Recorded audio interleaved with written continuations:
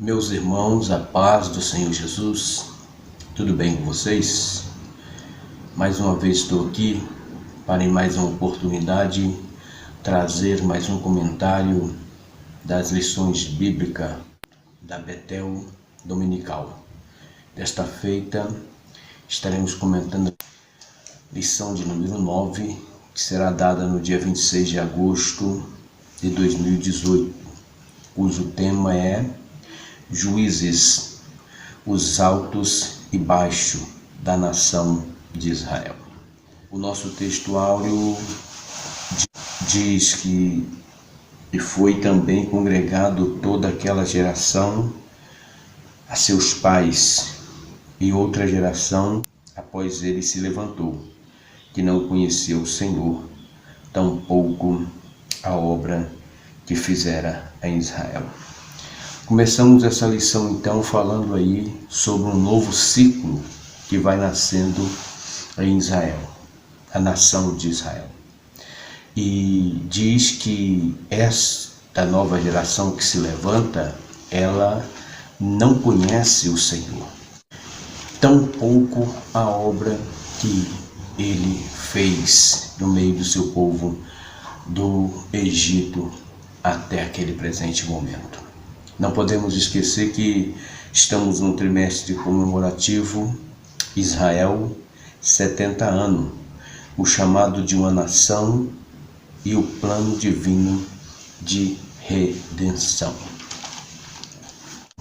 Bom, meu querido, que nós vamos ver aqui também que apesar da forma errada, do procedimento errado do povo de Israel, deles proceder de forma errônea, Deus nunca negou a eles a sua misericórdia e nunca deixou de trazer a eles livramento. E esta é uma coisa que a gente vai ver nos períodos em que os Juízes nos apresenta neste livro dos Juízes, Entre esses altos e baixos, entre essas inconstâncias deles, nós vamos ver que Deus jamais deixou de exercer a sua misericórdia para com o seu povo e jamais deixou de oferecer a eles livramento em tempo oportuno. Aqui nós vamos trabalhar a lição de hoje como base, como texto base, Juízes capítulo 2, versículo 11 ao versículo 14.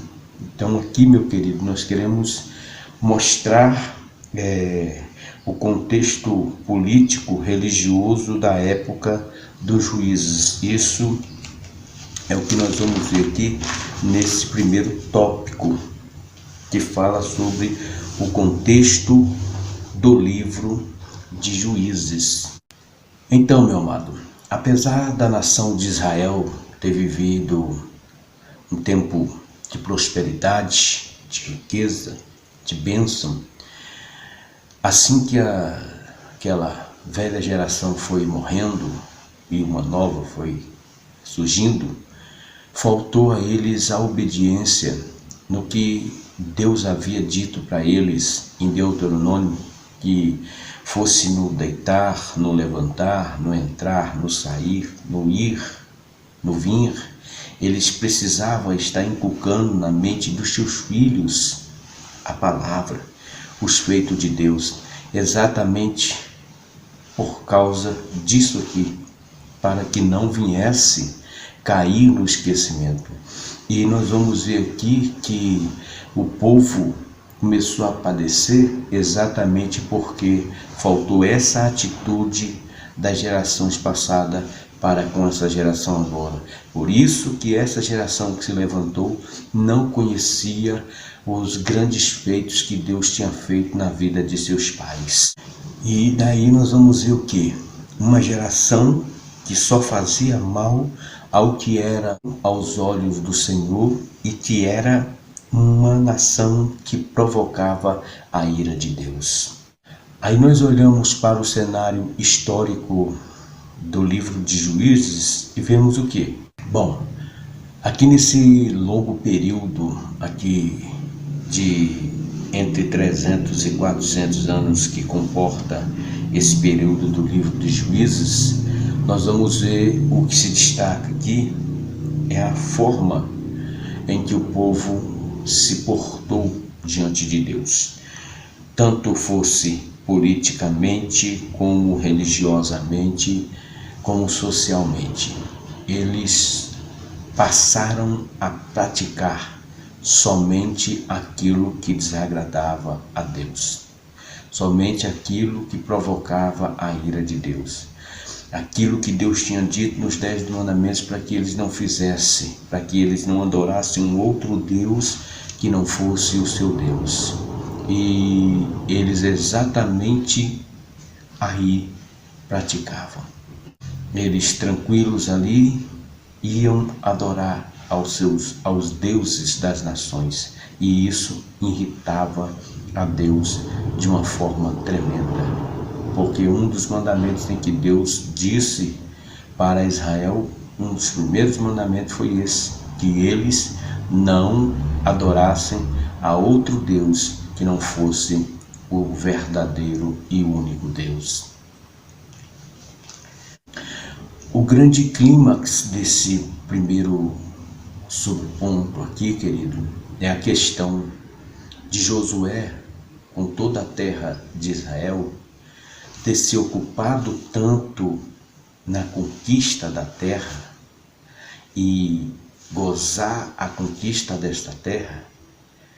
Isso ocupou eles de uma forma tão tremenda que eles esqueceram de passar para os seus filhos os grandes feitos do Senhor. Eles esqueceram de dizer aos seus filhos que eles estavam conquistando tudo aquilo porque havia uma promessa feita ao patriarca Abraão há séculos atrás e que agora Deus estava cumprindo aquilo. Aqui fica uma aplicação pessoal para nós, no quesito família, que a gente se preocupa tanto em conquistar,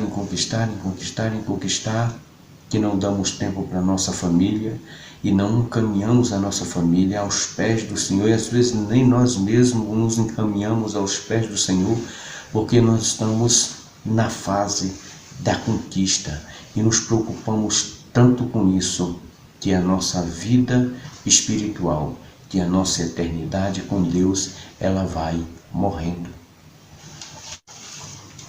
Torno a lembrai-vos. Não devemos esquecer que estamos tratando aqui de Israel, 70 anos de Israel, e o chamado de uma nação e o plano divino de redenção. Então, muito mais importante do que conquistas materiais, que são importantíssimas para nós, é nós não deixarmos em segundo plano, o encaminhar da nossa casa, e digo isso a nós, sacerdotes dos nossos lares, encaminhar as nossas casas aos pés do Senhor, a ensinar aos nossos filhos que conquista verdadeira é aquela que nós conquistamos estando aos pés do Senhor. Daí então, nós enxergamos aqui o estado da nação de Israel. Estavam sem liderança, estavam sem um guia, sem quem lhe desse um norte. Aí o povo ia fazendo o que dava na cabeça, o que bem parecia a eles. Eu não gosto muito desse termo, Deus prova, para ver aonde é que está a nossa fé. Deus prova para ver a nossa atitude. Nós não devemos esquecer que nós servimos a um Deus onisciente, onipresente. Ele está em todos os lugares, Ele sabe todas as coisas. Eu prefiro acreditar que Deus prova-nos, que Deus nos testa, para mostrar para nós mesmos aonde está alicerçado os nossos pés. Foi o que aconteceu com este povo. E Deus provou, mostrando para eles mesmos que eles não estavam firmes em Deus e nem esperando em Deus. Nessa questão da falta de liderança, como o nosso comentarista vai dizer aqui, é um teste de Deus para este povo se posicionar diante de Deus. Na verdade, no decorrer do livro, nós vamos ver que, como vai dizer aqui, este povo, sempre que apertava para eles clamavam a Deus, Deus levantava um libertador, eles entravam ali na linha daquele líder e ia certinho. Quando aquele líder faltava, novamente ele se rendia a pecado, a idolatria. Eles sempre praticavam aquilo que mais irritava a Deus, que era a idolatria. Isso aqui não é novo. Nós lembramos bem que já no final da vida de Josué, Josué chama o povo para uma conversa e diz a eles que eles agora estavam passando para o outro lado, conquistando as terras, mas que eles deveriam escolher o que eles queriam, se os deuses das demais nações ou o Deus que estava dando vitória a eles. E Josué ainda diz: eu e a minha família, porém, escolhemos servir ao Senhor. Então, este povo, ele sabia exatamente. Quando diz aqui, como o nosso comentarista vai dizer, na questão de não conheciam, não é que eles estavam cegos de não saber quem era Deus. É porque eles deixavam com que a situação os carregasse, os levassem, e assim pecavam grandemente contra Deus. Então, meu querido, a aplicação que fazemos para este ponto, nós devemos estar sempre com os olhos abertos, vigiando, para ver se nós não estamos sendo levados pelas ondas, pelo soprar do vento, pelos barulhos estranhos, que parece que é só a gente ter uma vida mais tranquila, mais regalada, que deixamos de nos colocar aos pés do Senhor, como nós nos colocamos quando estamos passando por dificuldade. Esse é um jargão que ele tem que ser eliminado da vida do crente. Nós temos que ter uma vida de oração, fiel ao Senhor em tudo, seja na bonança, seja na aflição, seja na tribulação, seja na alegria, seja na luta, seja na dor, seja na paz. A nossa vida, ela tem que ser constante diante de Deus. A nossa postura, ela tem que ser constante de Deus. Nós não temos que andar oscilando, não, conforme ao vento.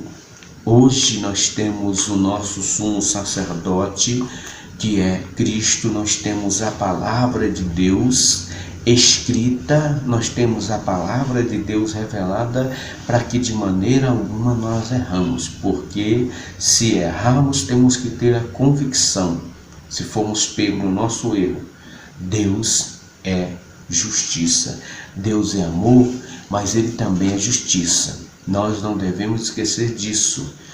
Muitos chegarão diante do Senhor naquele dia e dirão: mas em teu nome eu profetizei, em teu nome eu expulsei demônio, em teu nome eu curei.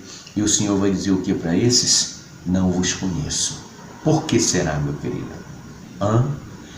Tinha a palavra revelada, tinha a palavra escrita, tinha os testemunhos, mas muitas das vezes nós deixamos com que as ondas nos levem. Então nós temos que abrir os nossos dois olhos enquanto é tempo e tirarmos lições para as nossas vidas, para que possamos proceder de maneira correta com esses períodos dos juízes. É o que nós estamos fazendo aqui.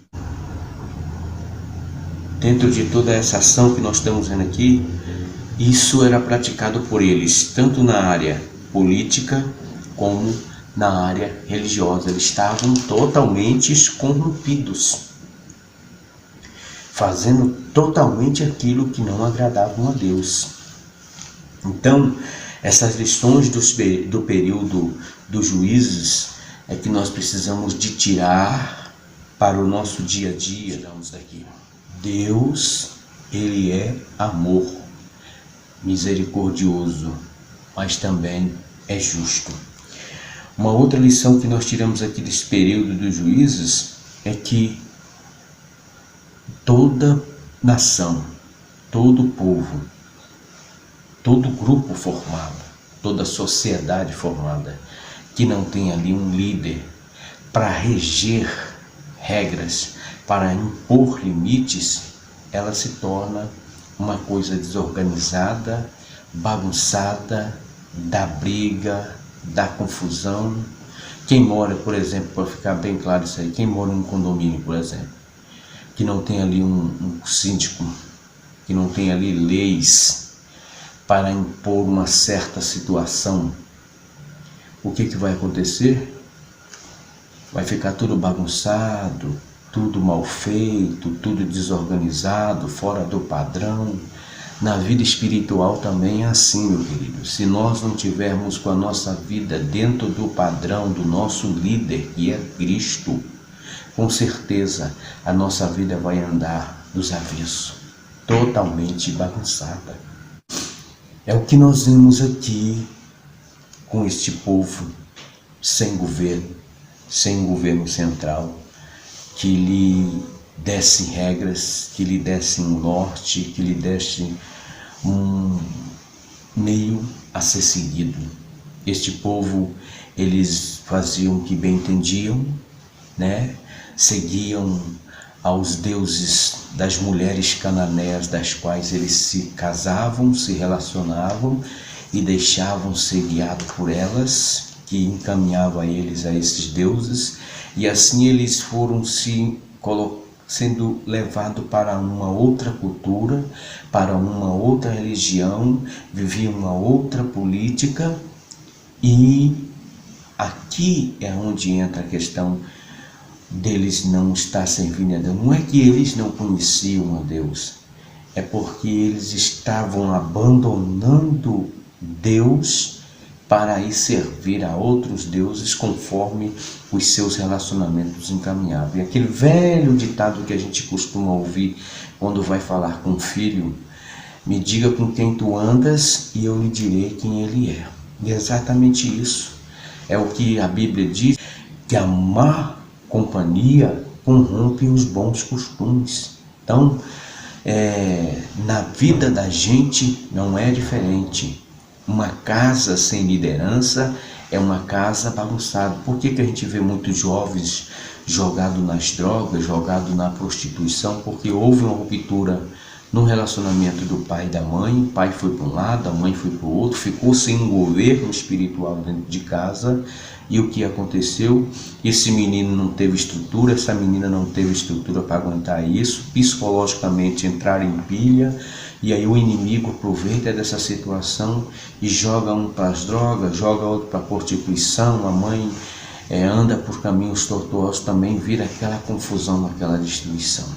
Então, meu querido, mais uma vez, vigiemos, porque é exatamente esta obra que o inimigo quer fazer na minha e na sua casa.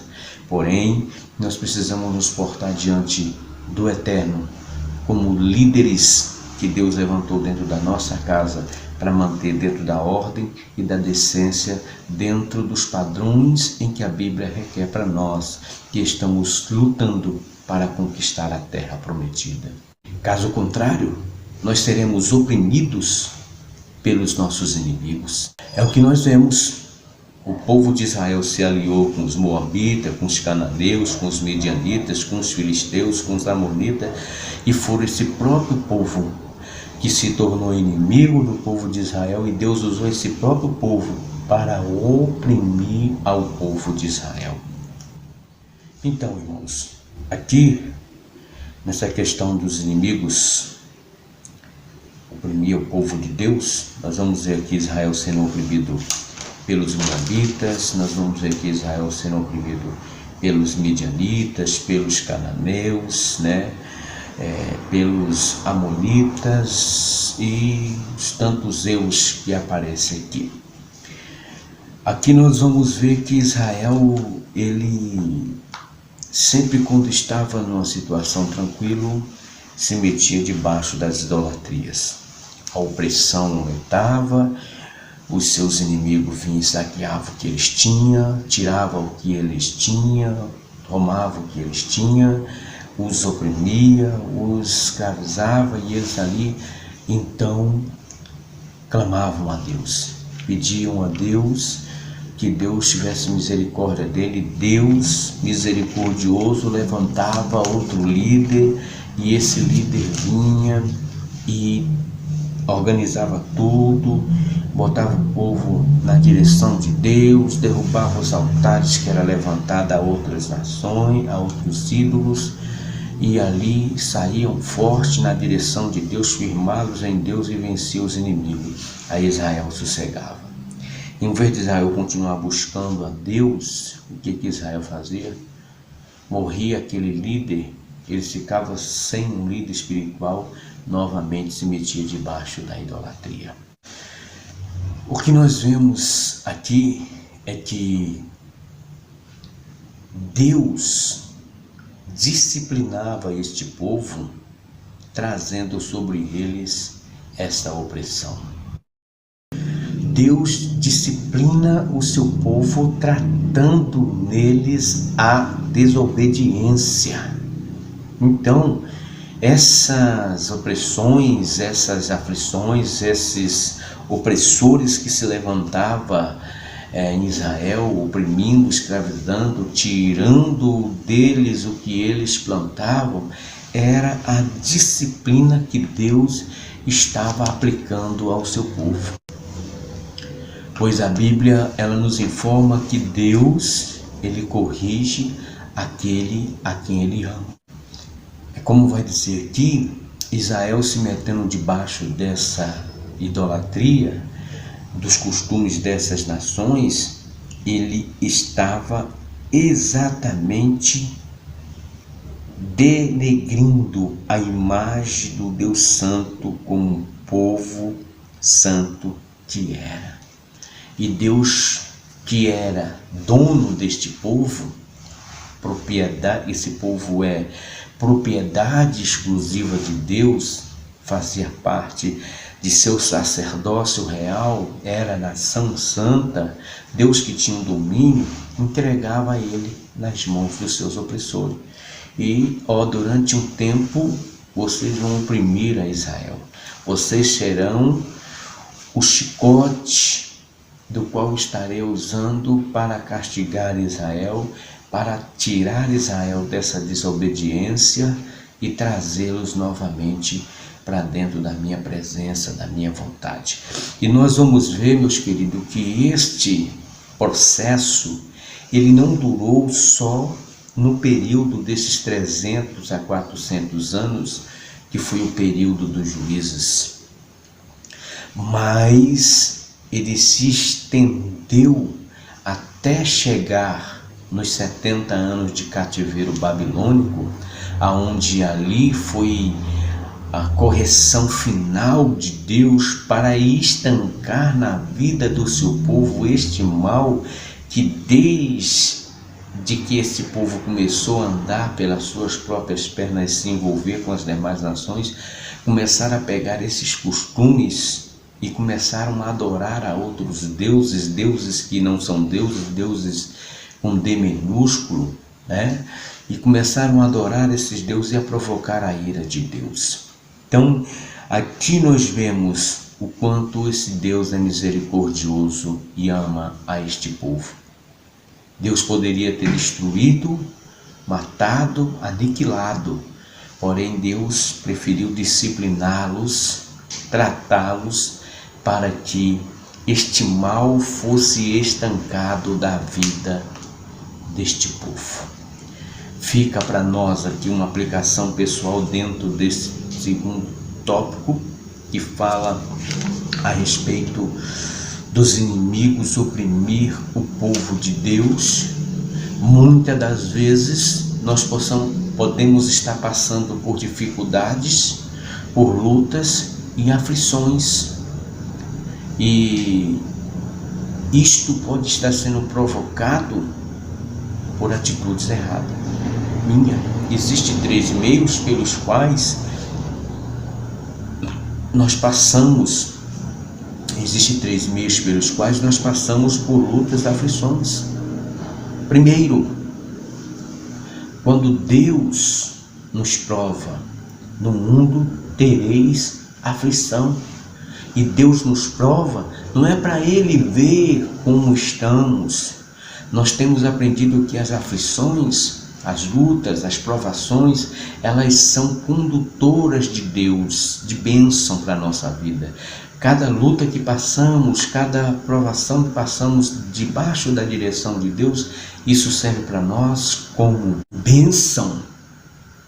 Nós ficamos mais pacientes, mais experientes e temos mais condição de batalhar as próximas aflições que vêm contra as nossas vidas.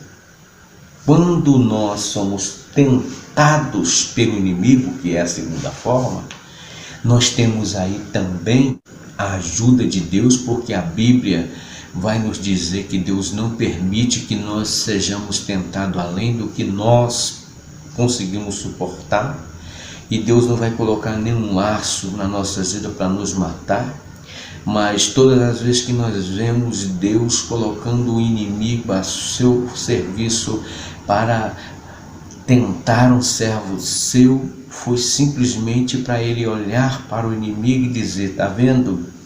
Ele está passando luta, ele está passando aflição, ele está passando agonia, ele está passando problema de enfermidade, ele está passando, perdeu tudo, mas ele ainda se mantém fiel a mim. E a terceira forma é quando nós, como é o caso desse povo, provocamos a luta, provocamos a aflição, provocamos a angústia, e ainda que, quando é nós que provocamos, o Deus misericordioso, ele se manifesta de uma maneira sobrenatural, misericordiosa e amorosa na nossa vida. Mas não devemos esquecer que mesmo Deus nos perdoando, nos ajudando, nos abençoando, nós sofremos as consequências dos nossos erros, nós sofremos as consequências das nossas ações. Então, coisa boa mesmo é nós lutarmos para não errar. E se tivermos de passar por aflição, por tribulação, que seja elas provocadas por Deus em nós, para que nós a cada dia mais venhamos estar preparados para adentrarmos o reino de Deus e o inimigo não nos oprimir, mas sim ser envergonhado. Em seguida nós vamos ver a questão, está ressaltando aí a questão da necessidade de viver em obediência total e submissão a Deus, tendo como exemplo aí esse rapaz, o Sansão, um homem irresponsável. Nós vamos ver que Sansão foi um homem que parcialmente obedeceu a Deus. Mas Deus não quer que nós o obedecemos parcialmente. Há uma necessidade singular de vivermos uma obediência total e submissão a Deus. Sansão viveu uma obediência parcial, como os demais. Sansão oscilava, mas por quê? Nós vamos acompanhar a história de Sansão, nós vamos ver que Sansão era aquele homem que foi escolhido por Deus, separado por Deus, foi ensinado por seus pais, mas ele começou a andar no meio da nação filisteia, começou a olhar os filisteus, começou a nascer no coração do Sansão se apossar das mulheres filisteias, tantas mulheres que existiam dentro da nação de Israel, mas ele teve que caminhar para o mundo para poder querer se relacionar. E aí, este moço, escolhido por Deus de uma forma toda especial, apesar de seus pais estarem vivendo em um período tenebroso, em um período espiritualmente ruim, onde estavam sendo oprimidos pelos filisteus, que além de saquear o que eles tinham, estavam querendo tornar-se governo em Israel. Porém, apesar de ele estar nesse período ruim, para agravar um pouco mais, a mulher de Manoá era estéril. Esterilidade para a mulher naquela época era uma desgraça, era algo terrível. Mas mesmo eles estando vivendo nesse período ruim, eles não se misturaram com os demais da nação de Israel. Preferiram manter-se aos pés do Senhor. E aí nós vemos o nascimento de Sansão, aonde Deus, por intermédio de revelação, fala com a mãe, fala com o pai. E esta mulher que estava num estado de desgraça, agora se vê abençoada por Deus, e surge então este moço, debaixo de bênção, debaixo de orientação. Mas assim que ele criou Asa, o que ele quis? Procurar o mundo. Tanta mulher em Israel, ele foi atrás das filisteias. Abramos os olhos, meus queridos. Às vezes nós costumamos olhar esses exemplos de Sansão e aplicar ao jovem.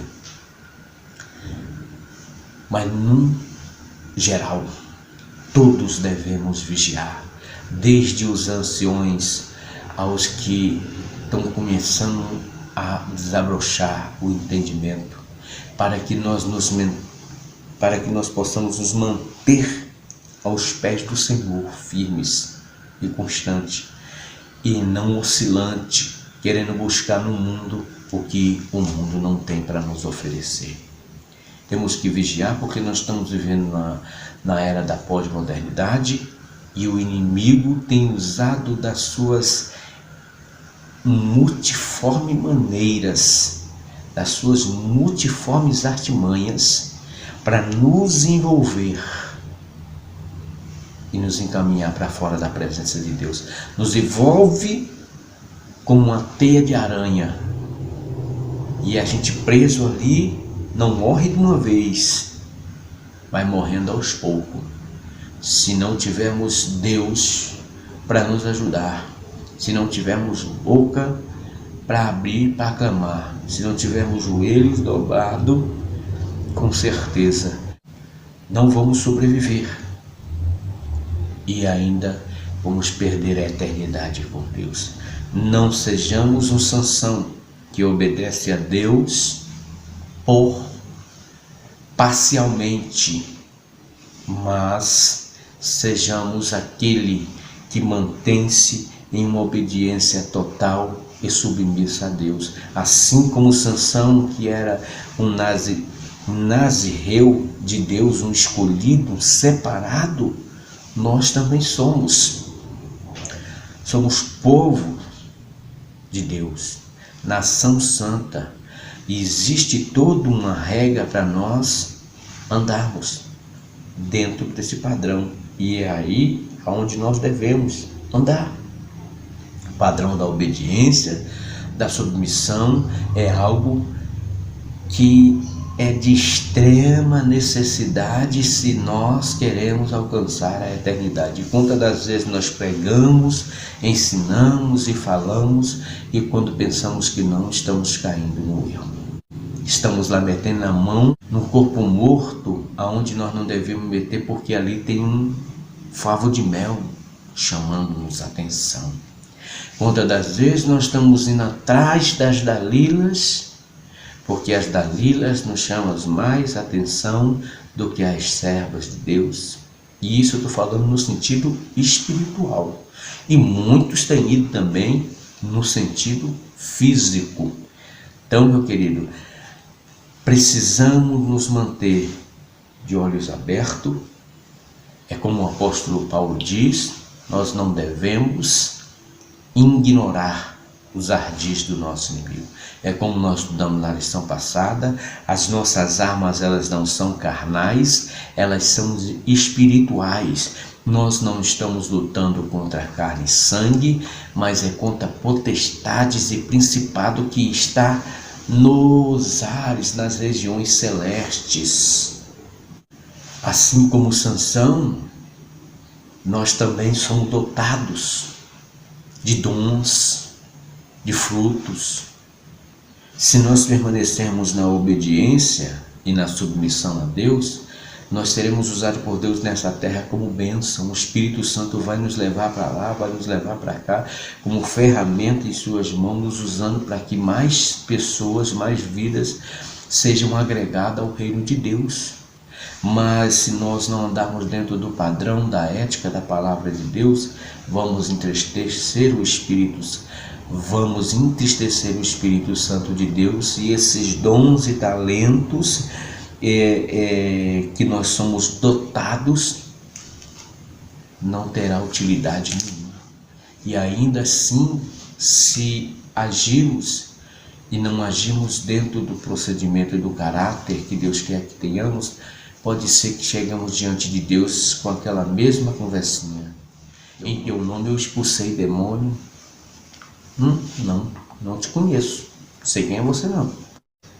Vigiemos, porque o que está em jogo é a nossa eternidade com Deus. E assim como Sansão foi irresponsável e sofreu duras consequências na sua vida, a nossa irresponsabilidade para com Deus também pode nos encaminhar a sofrer duras consequências também diante do Senhor.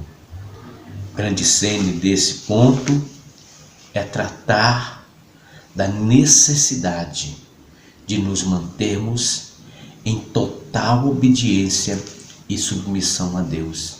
Se assim o fizermos, com certeza a nossa vida será uma vida que terá luta, sim, terá aflição, sim, terá tribulação, sim, porém nós teremos isso na nossa vida sempre como uma promotora de bênção, porque nós procuramos, nos esforçamos em caminhar responsavelmente diante de Deus, como filhos de Deus, debaixo de total obediência e submissão. Nunca devemos esquecer que as nossas irresponsabilidades, elas sempre vêm acarretada de consequências pesadas e ruins. Sansão, o que aconteceu com ele? Sansão, que foi levantado para ser o líder de Israel, se tornou como um animal preso dentro de um calabouço, amarrado a um moinho e como um animal rodando naquele moinho. É como o nosso comentarista diz aqui, Sansão foi condenado a viver para sempre, amarrado com 2 cadeias de bronze, moendo no cárcere. Numa de suas aparições em público, ele clamou ao Senhor, e as seguintes palavras: Senhor Jeová, peço-te que te lembres de mim e esforça-me agora, só esta vez, ó Deus, para que de uma vez me vingues dos filisteus pelos meus 2 olhos. Tendo dito isso, abraçou a coluna que sustentava a casa e derrubou todo o templo de Dacom. O homem mais forte morreu junto com seus inimigos de maneira trágica, sem deixar herdeiro. Que Deus nos ajude a não viver de maneira irresponsável em nossa vocação. Lembra de João 10, Evangelho? O inimigo só vem para matar, roubar e destruir. Muitas lições nós podemos tirar da vida de Sansão, mas para esse momento cabe-me dizer que, além de roubar a força de Sansão, cabelo, tirou a visão de Sansão, os olhos, e escravizou a Sansão dentro de um cárcere. E Sansão terminou junto com seus inimigos no mesmo lugar, morto. Que terrível consequência, espiritualmente falando, meu querido, para mim e para você.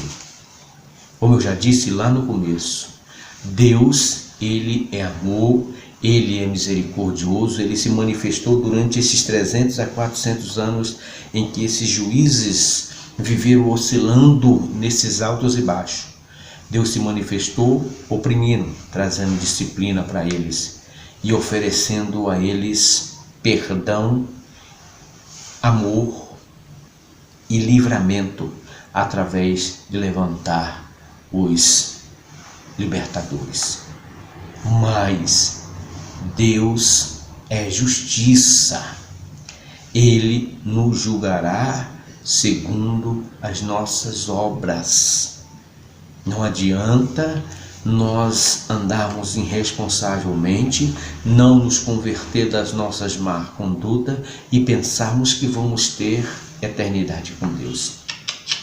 Não vamos ter. Infelizmente, irmão, lendo esta parte da Bíblia que eu já citei 2 vezes hoje aqui, dá essa ideia de que as pessoas vivem irresponsavelmente e acham que vão chegar diante de Cristo e vão poder alegar salvação.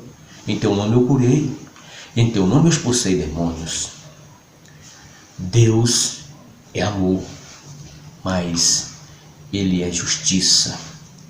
Ele trata com amor, com equidade, com misericórdia, mas também com justiça.